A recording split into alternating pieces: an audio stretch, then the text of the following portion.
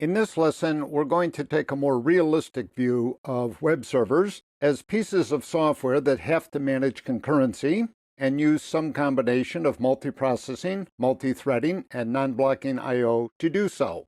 The working document is called hybrid.txt because modern web servers in general take a hybrid approach to managing concurrency. So let me start with the first example, which comes from the Windows world, and in particular, the ASP.NET world. Now, in a production environment, ASP.NET is going to be used in combination with a production-grade web server, and the Windows web server of choice would be IIS. So you can see it depicted here to the right on this line, and IIS accepts HTTP requests from clients, typically web browsers are involved, applies application logic if required, and then generates HTTP responses. Some requests are handled simply by IIS, that is, without any other help. So for example, if a browser should request index.html, a static HTML page, then IIS could deliver that page back. However, if a client were to request something like productlist.aspx, so IIS triggers how it handles a request on the extension in the request, and ASPX is basically an extension that identifies a website, in particular, a website that requires dynamic content. So if IIS were to receive such a request, it would forward it to a DLL, and the name of that DLL is ASP.NET_ISAPI.DLL. In effect, this is the link between IIS running as a process and various other worker processes that handle such requests. So you see the worker processes depicted below. I have worker process 1, worker process 2, and then ellipsis, because ASP.NET.DLL, so I'm just going to call this the ASP.NET runtime for convenience, it generates the required worker processes as needed. The number is configurable, that is, I could insist on a particular number, but in most production environments, if you can believe the blogs and so forth, people tend to let IIS together with ASP.NET DLL manage that on their own. Now, the worker processes represent the multiprocessing in this configuration, but there's also multi-threading. By default, each of the worker processes handles 10 requests. Again, this number is configurable, so we can set it to something else, and each of those threads handles a single request. So basically, what you have, as in the Java model, you have the one thread per request model.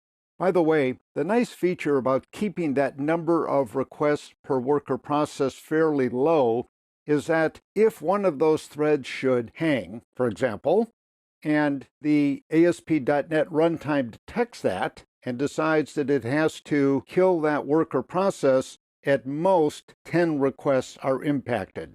So it seems safe. It's a bit on the conservative side to keep that number low. But you could extend it to, for example, 50 threads per worker process, or you could go more conservative and reduce it to 2, 3, whatever. Now let's switch to a different example, multiprocessing plus non-blocking I/O, which is basically put Nginx on the map. So Nginx uses multiprocessing.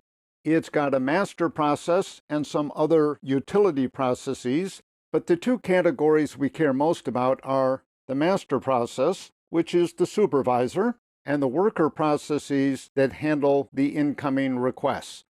The job of the master process is mostly to read configuration files at startup and also to keep an eye on the worker processes. For example, if a worker process goes down unexpectedly, if it dies, then the master process would start another. The worker processes are pooled at the start. In other words, Nginx would count as a pre-forking server. Now, in the case of Nginx, you have a fairly sophisticated approach. Nginx claims, and there's good evidence to back this up, that given the right sort of situation with relatively small incoming HTTP requests, and most of them tend to be small, in the kbyte range, not in the M byte range, something like that. In any case, Nginx claims that a worker process using non-blocking I/O may be able to handle 1,000 or so requests concurrently. So the real power of Nginx comes in the mix between multiprocessing and non-blocking I/O. And I must confess that I'm a fan, so I like Nginx quite a bit. Now, let me drop down to the non-blocking I/O approach with multi-threading under the hood, which is basically what the Node.js framework uses.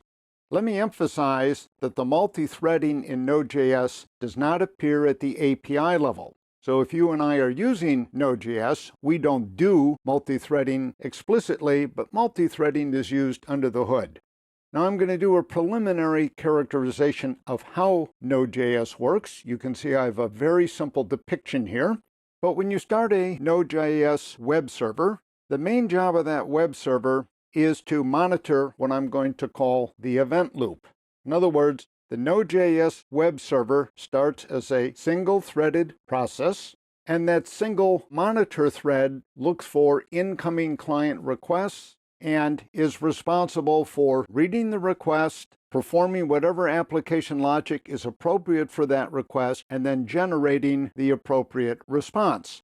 Now, because it's dealing with multiple requests concurrently, that single-threaded process has to jump from one task to the other very, very quickly. The task handlers in this scenario, since we have neither multiprocessing nor multi-threading at the API level, the task handlers are basically functions that are called by this single process with its single event loop monitoring thread.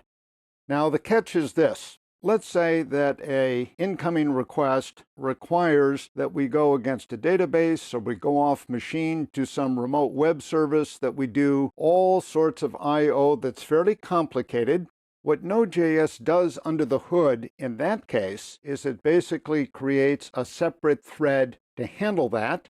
And when that separate thread is done doing all the I/O work that needs to be done, it notifies the event loop monitor, and the single thread then continues to process by generating the appropriate response.